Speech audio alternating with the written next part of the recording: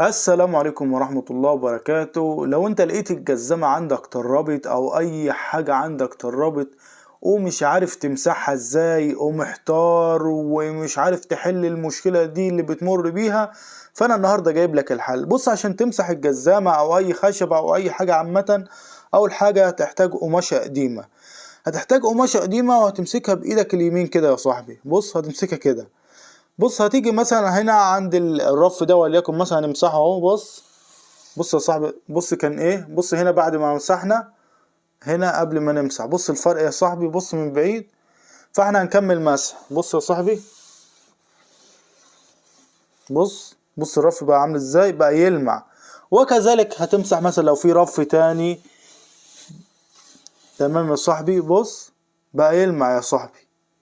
تمسح برضو ده وتمسح اي رف عندك.